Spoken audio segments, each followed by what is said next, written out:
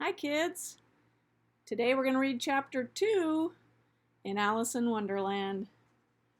Chapter 2, The Pool of Tears. "Curiouser and curiouser!" cried Alice. She was so much surprised that for the moment she quite forgot how to speak good English. "Now I'm opening out like the largest telescope that ever was! Goodbye, feet!" For when she looked down at her feet, they seemed to be almost out of sight, they were getting so far off. "Oh, my poor little feet, I wonder who will put on your shoes and stockings for you now, dears. I'm sure I shan't be able. I shall be a great deal too far off to trouble myself about you. You must manage the best way you can, but I must be kind to them," thought Alice, "or perhaps they won't walk the way I want to go. Let me see, I'll give them a new pair of boots every Christmas." And she went on planning to herself how she would manage it.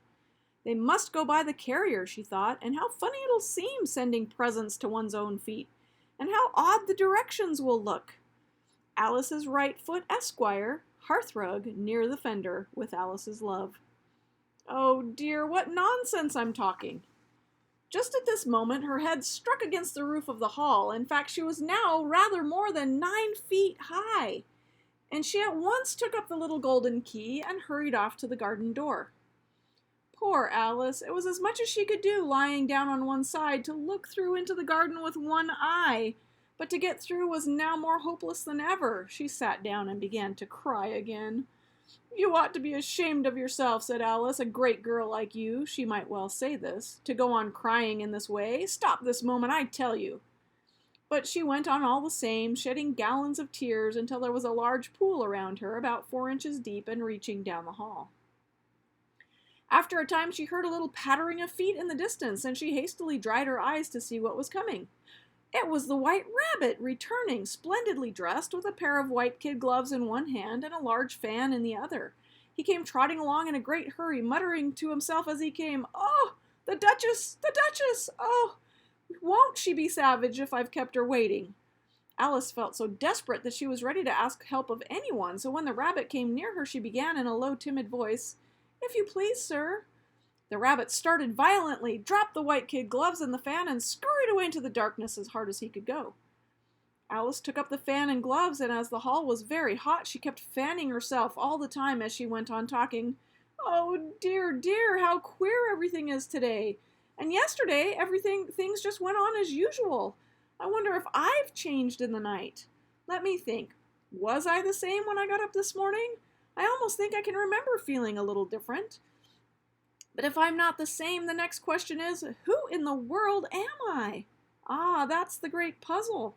And she began thinking over all the children she knew that were of the same age as herself, to see if she could have been changed for any of them. "I'm sure I'm not Ada," she said, "for her hair goes all in such long ringlets, and mine doesn't go in ringlets at all.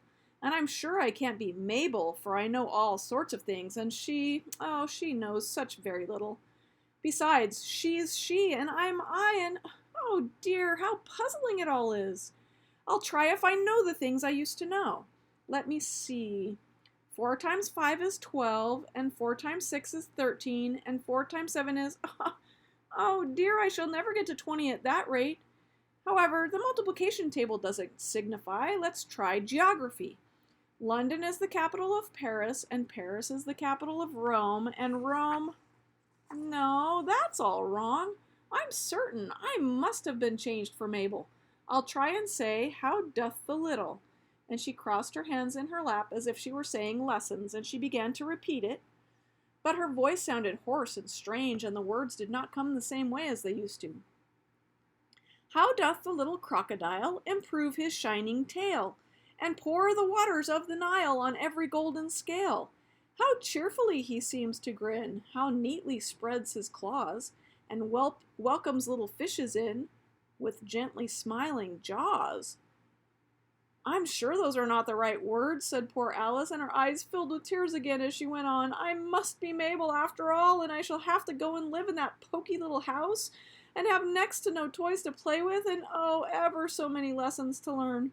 No, I've made up my mind about it. If I'm Mabel, I'll stay down here. It'll be no use their putting their heads down and saying, 'Come up again, dear.' I shall only look up and say, 'Who am I then? Tell me that first, and then if I like being that person, I'll come up. If not, I'll stay down here till I'm somebody else.' But oh dear," cried Alice with a sudden burst of tears, "I do wish they would put their heads down. I am so very tired of being all alone here." As she said this, she looked down at her hands and was surprised to see that she had put on one of the rabbit's white little kid gloves while she was talking. "How can I have done that?" she thought. "I must be growing small again." She got up and went to the table to measure herself by it, and found that as nearly as she could guess she was now about 2 feet high, and was going on shrinking rapidly.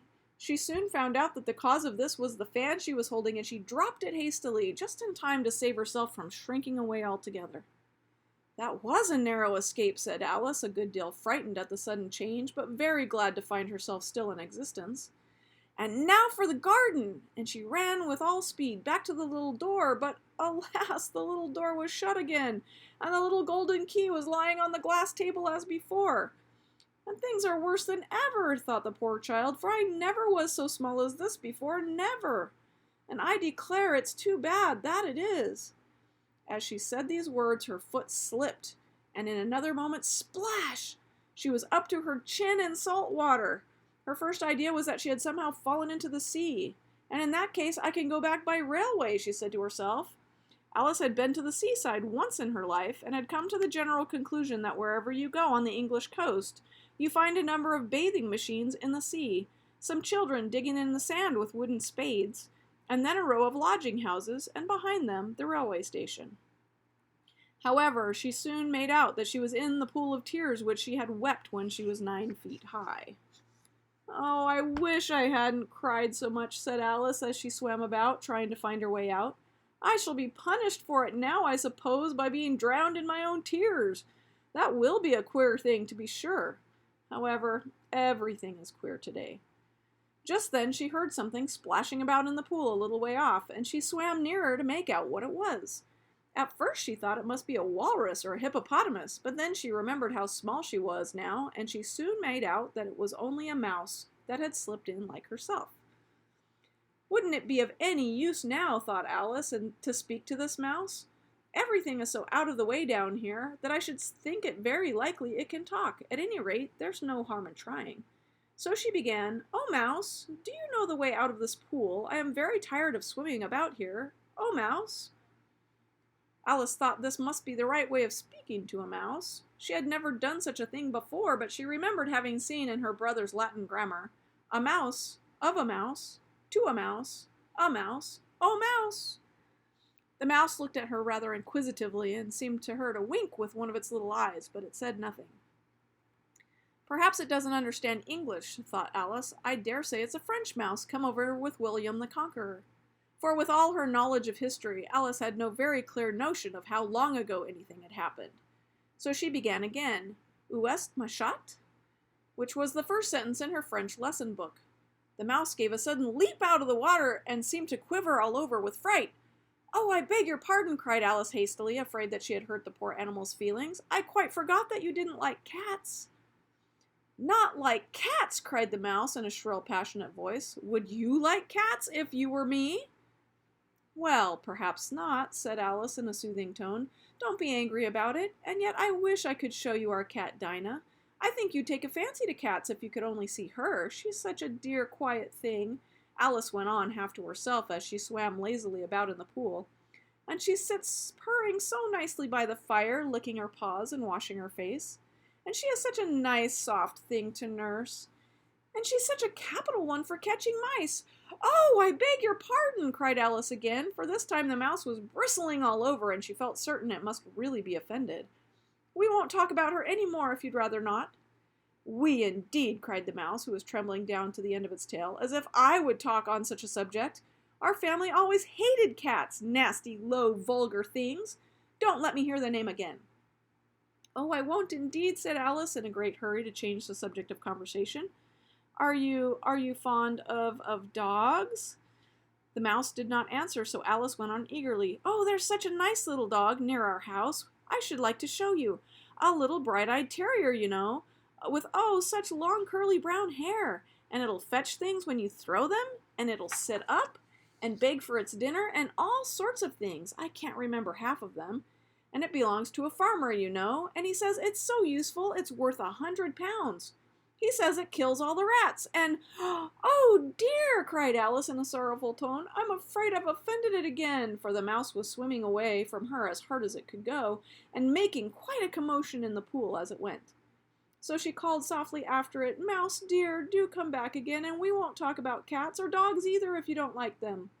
When the mouse heard this, he turned around and swam slowly back to her. Its face was quite pale, with passion, Alice thought, and it said in a low, trembling voice, Let us get to the shore, and then I'll tell you my history and you'll understand why it is I hate cats and dogs.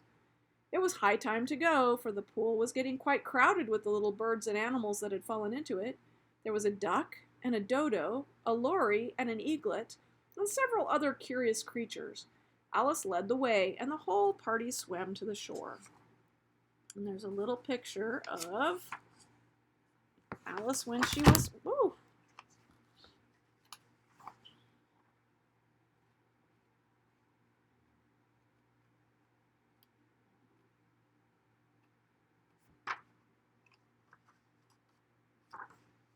There's a little picture of Alice when she was in the hallway and the white rabbit was running past.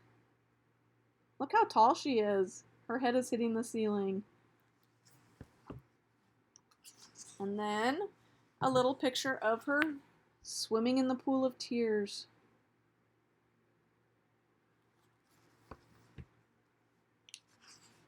And then another picture of the mouse swimming away. Now, had you been the mouse, would you have liked Alice talking about all those animals that could eat you up? I don't think so, but maybe.